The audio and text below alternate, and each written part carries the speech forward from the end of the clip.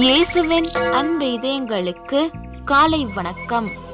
இந்த நாள் உங்களுக்கு ஆசீர்வாதமாக அமைய வாழ்த்துக்கள்.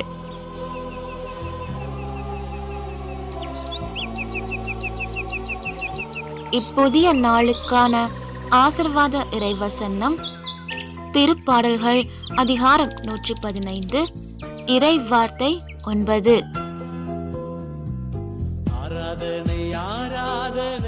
ஆண்டவர் மீது நம்பிக்கை கொள்ளுங்கள், அவரே உங்களுக்கு துணையும் கேடயமும் ஆவார்.